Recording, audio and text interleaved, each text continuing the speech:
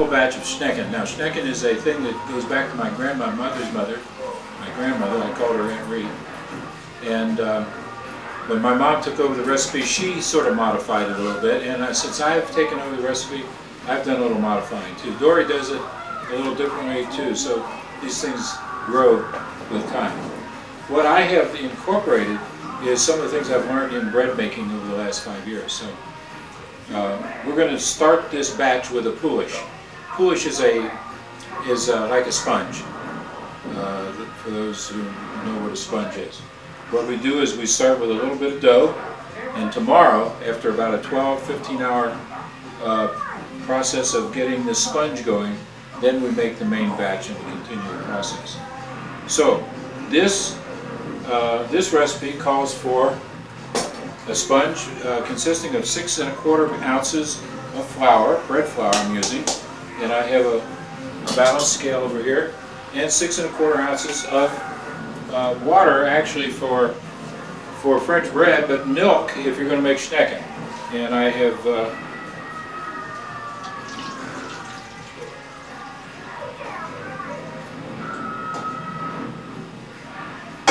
and it may look funny, I'm pulling about a teaspoon out at a time, but I like to get the measurements that way I don't have to add or subtract anything from what I'm doing. So this goes in on top of the flour, and you scrape it out so you get all that liquid in there. And then just a pinch of yeast goes in this, just that much. And then you stir it together. The milk, I said I scalded. The reason you scald the milk is that there's an enzyme, I'm told, there's an enzyme in the milk that doesn't react as well with the yeast as if the enzyme is neutralized by the scalding process. So, okay, we've got it mixed up. First phase is almost finished. I just sort of clean up the spoon. Get all the good poulish down in the pot, and then I scrape the sides to get it all down into the bottom.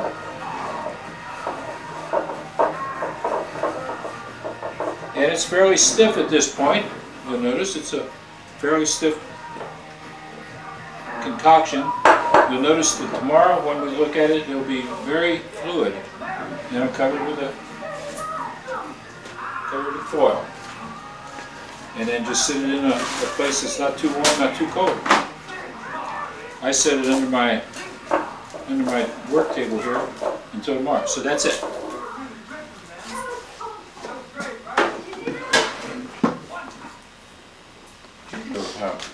How it develops overnight. Okay. Are we ready? Yeah. Okay. All right. Well, I didn't put foil on there. I put saran wrap. So now this is set. Well, let's see. We're doing it 8 o'clock last night till about 10:30 this morning. About 14 hours. And so I want to show you the texture of the poulet. You're not getting this, are you? Mm-hmm. Yeah, film. See how bubbly? I don't know whether you can see how bubbly that is, but it's very bubbly. And that's the result of what was going on last night here. And what we do is we just put that into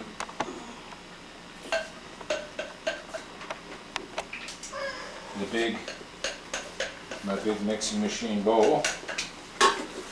And when I got serious with bread making, I found that mixing machines were really necessary because it gives a proper development of the gluten. And the rest of these things just go in the recipe. We don't need to talk about the recipe because it's on a sheet of paper. So the first thing I do is put in the rest of the liquids. Now egg is considered a liquid. So we put in the egg.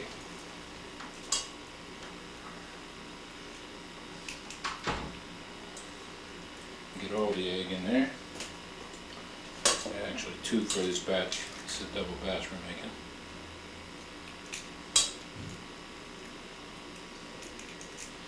You don't have to scrape the egg if you don't want to, but I do put all that liquid in there. And the next liquid is the scalded milk. Not much.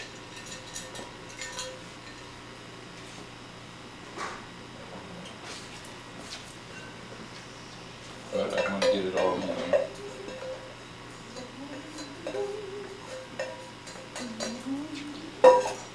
Okay, and then melted butter.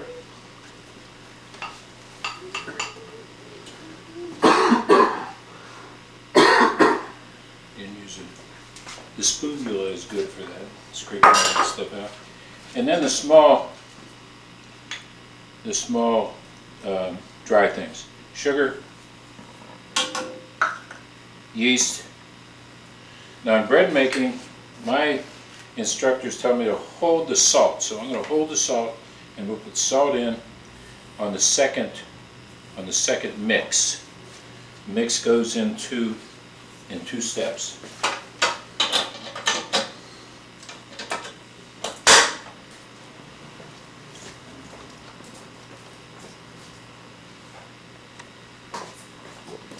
I use a little shield to try to keep most of the flour in there as I pour it in.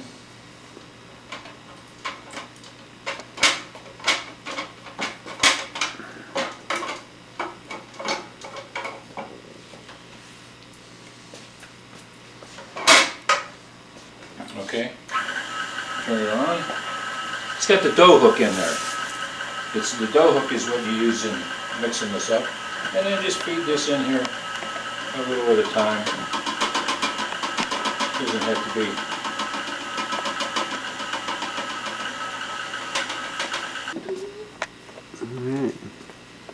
Okay, while Dean was changing batteries, I took the guard off.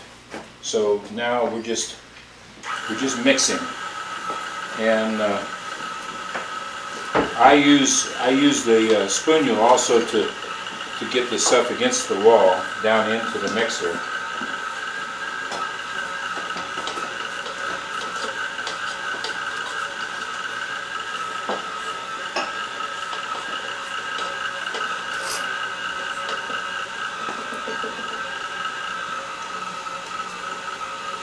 And once it gets pretty well pulled together, I give it a 3.5 minute mix. First mix, 3.5 minutes.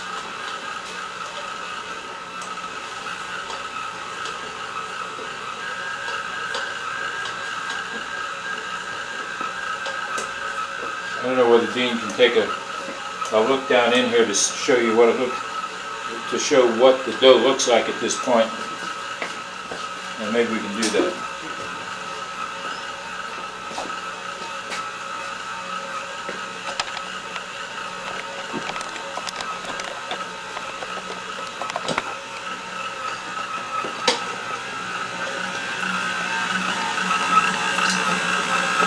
It's into a ball now, and we're just going to give it the first of 2 mixes. The first one's going to be 3.5 minutes long, and then we'll let it rest for about 20 minutes.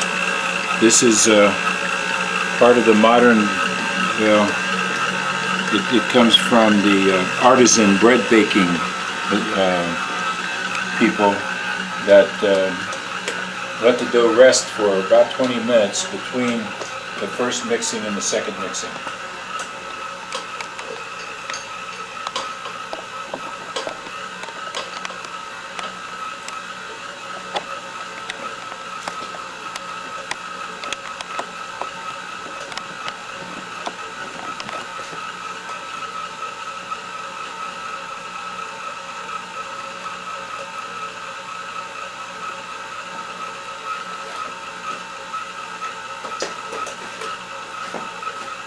Turn it off for a couple of minutes. Okay, we've been mixing here for a couple of minutes. I'm just about to stop it to show you for what I do after the first mix. Turn it off. Drop the bowl. Take the bread hook back and just put all the dough into into the pan, and then I get saran again and cover it up. Get it airtight so we don't get any of the evaporation from the moisture of the dough, and set my timer for 20 minutes. So we'll see in 20 minutes. Okay, now it's on REC. Record, right. Record, okay. Action. Okay. The dinger just went off, so what I'm going to do now is take the saran off here, reposition the dough hook, and then I'm going to sprinkle the salt in. The story about putting the salt in last is that it inhibits yeast development. That's the story, anyway.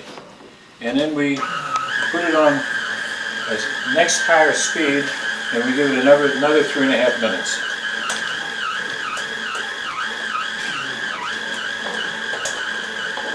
And we don't need to watch it for the whole 3 minutes, so turn it off there. Okay, we're coming up on 3.5 minutes, and I don't know whether Dean can show you what it looks like down in here now. Let's take a quick look at what the dough looks like in this process.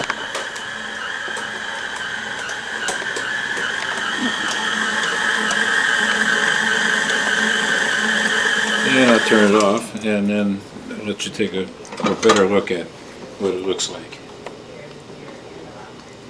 Alright, that'll do it. Mm-hmm.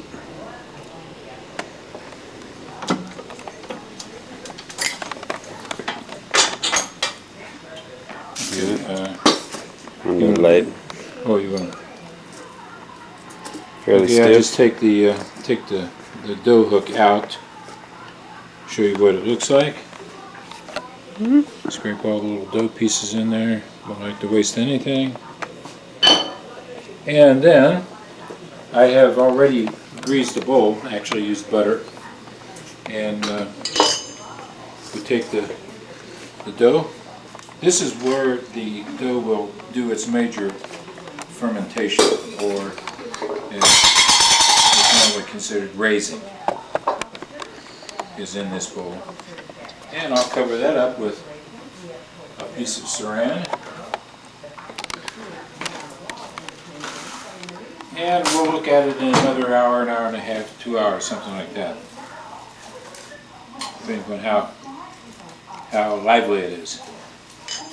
So, you can turn them off. All right. Okay, we put the dough on to rise at 11:03 this morning.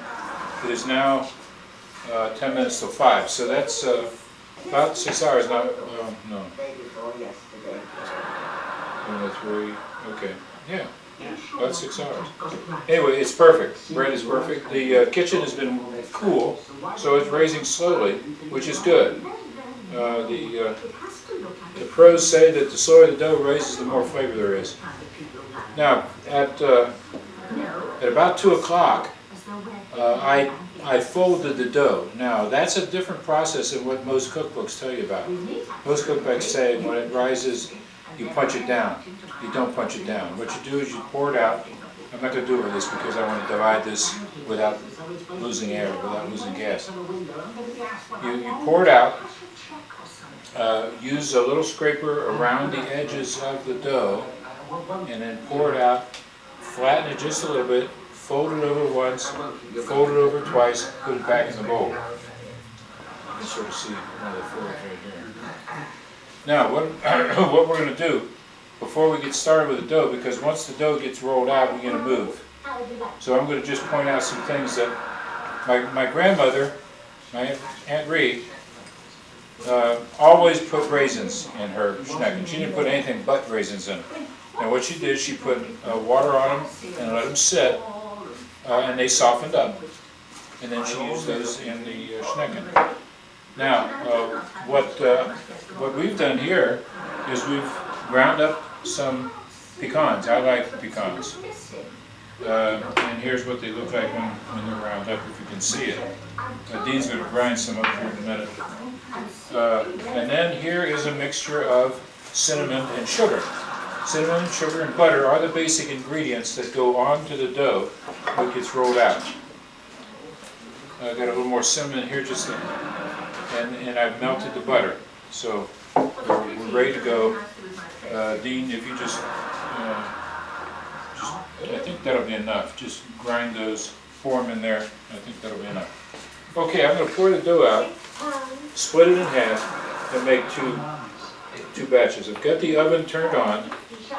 The oven needs to be at about 375, between 350 and 375.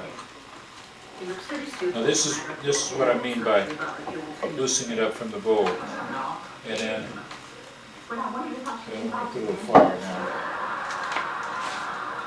Oh no, I think not. We haven't been introduced.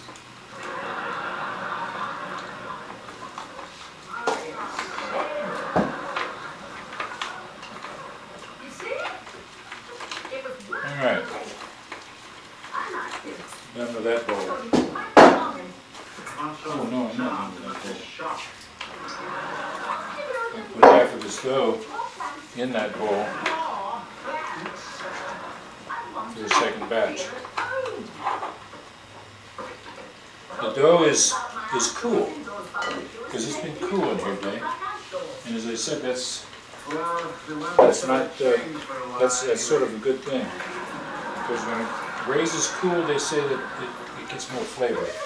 Anyway, what you poured out here, mash it down with your fingers, or with your palm a little bit. Maybe turn it over, get flour on both sides, and then get out a pretty good rolling pin, nice size rolling pin, and roll it into a rectangular or oblong. And Dean is going to do the second one, so he gets a feel for what. Now, because the gluten, because I've cut it and fiddled with it a little bit, the gluten will pull it back. That's the gluten contracting. That's the gluten is the protein, long protein molecule that actually traps the CO2 in the fermentation process and causes the bread to rise, causes the dough to rise. So gluten is really the most important ingredient in flour for making bread. And the reason why cornbread doesn't raise, because it has no gluten. Hey, there's Dean. You're making a film. Okay. Yeah. Now that's about, let's say maybe an eighth of an inch thick. And the first thing I do is I put on the cinnamon sugar. Now the reason this looks a little lumpy is because I made it previously for something else and saved it because it's exactly the same composition that I use for the Schnecken.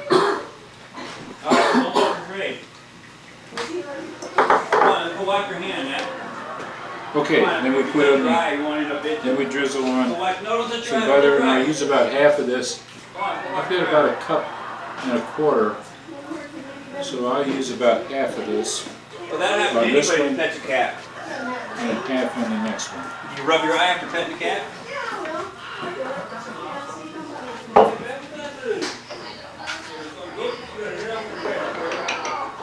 Yeah, you just gotta wash his hands. Hello there, Nate. We're making Schnecken. Yeah, we're making Schnecken. Here, get up here and wash those hands off real quick. You Alright. want to do it on the little one? Now, on this one, so that we get a little bit of everything, I'm going to make this one half raisins, half pecans, and the next one will be half nothing, because it has like nothing on it, and half pecans. The problem with putting nothing on it, you'll see, when we get to it is that it's difficult to roll up because there's nothing to roll against. Look at all sorts of stuff.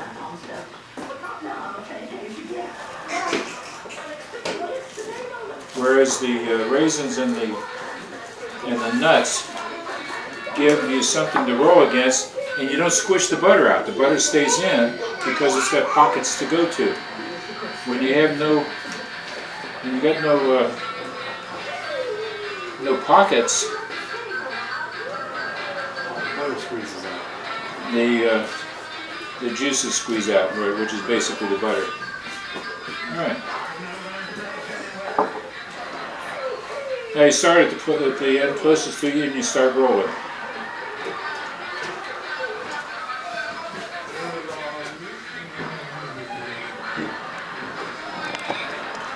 In putting the raisins and the nuts on, you just do it to your own desire. There's no specific amount or anything. You just do it to your own desire, your own choice. Now, because there is some juice flowing here, I'm going to turn that back over and I'll stretch it just a little bit before I start cutting it. Now, this size pan, it took me a long time to learn, this size pan is just perfect because you get a lot of sides, that are good. Some people like the sides that don't get cooked, but I like the sides that get cooked. Plus, for some reason or other, they seem to cook better. Now, I use the table bench knife to cut them, and you cut them about 1 inch long. And just sit them in a little space. Put them in with a little space in the pan because they, of course, will grow. And when you raise before, they'll go through a raise before you put them in the oven.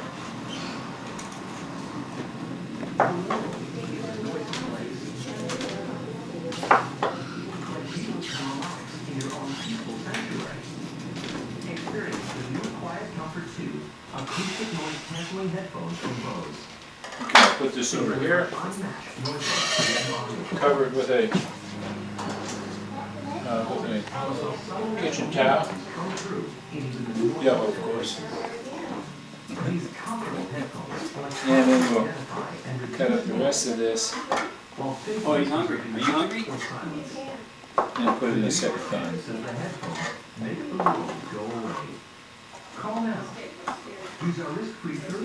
This may not fill this pan. Okay, just bring him upstairs. Is there actually 2 pans in there, or is it a...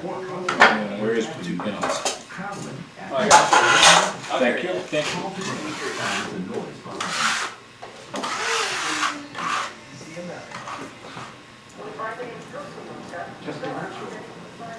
And some of the juice.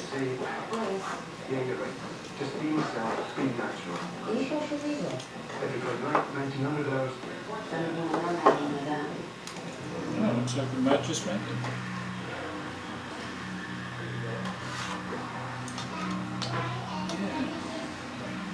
Let's tighten up. And not too loose. Alright. We'll set this one under. But the oven is on. Okay, Dean, come on over. And I'll talk you through.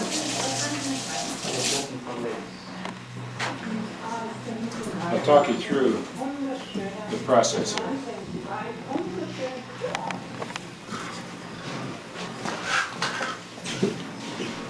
Take the bench knife and sort of scrape back and forth, getting all the stuff up that was left from the last label.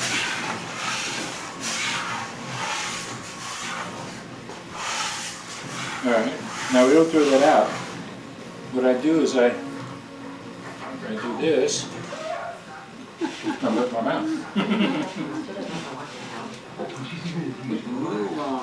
Okay, now, flour's in there.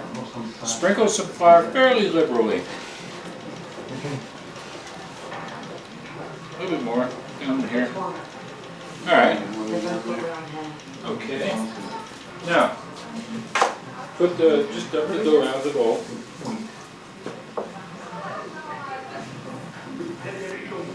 Okay, here I'll take the bowl. Now, with your hands, just your hands flat, just push down and flatten the dough, or just push down and flatten the dough, and make it as flat as the weight of your hands you can do just by leaning on it with the weight of your hands. Now, flip it over and get some flour in there. So you got flour on that side, now you got flour on both sides.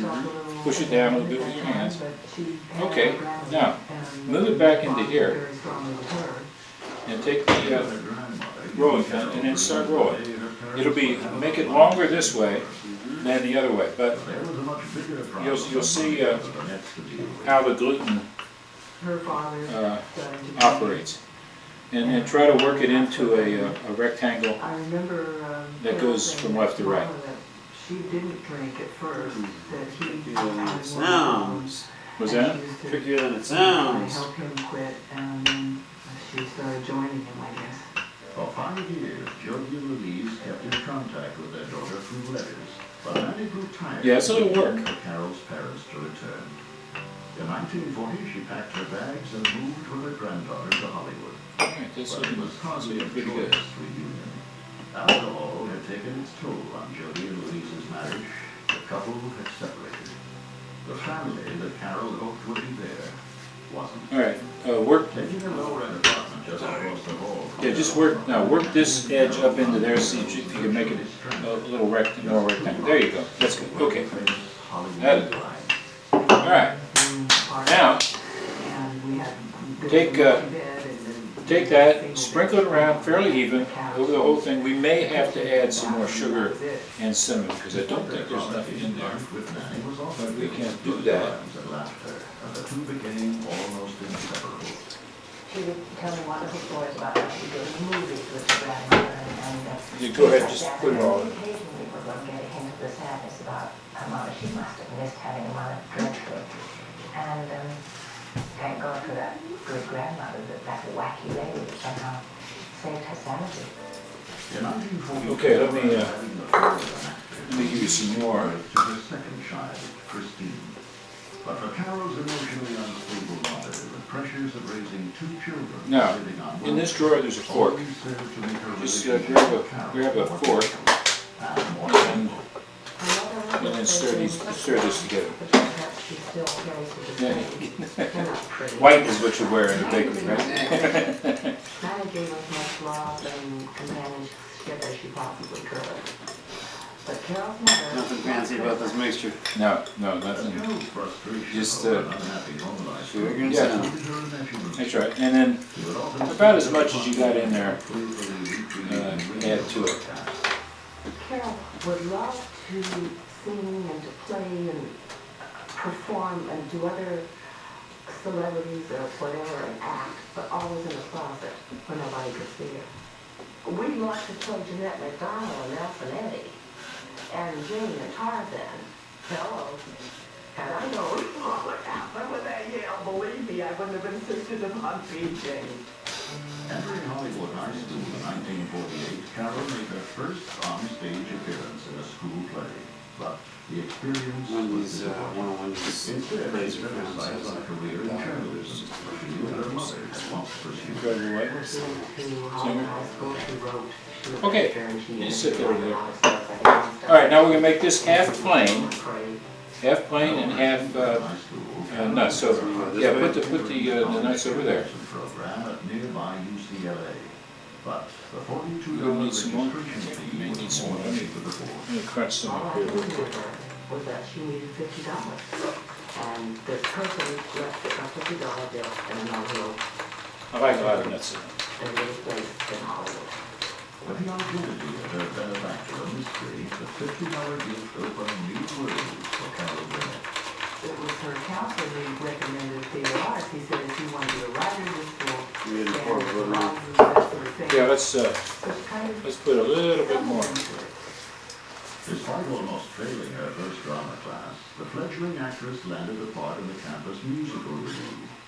the whole family was Okay. Nanny. All Now, my Okay, get the butter.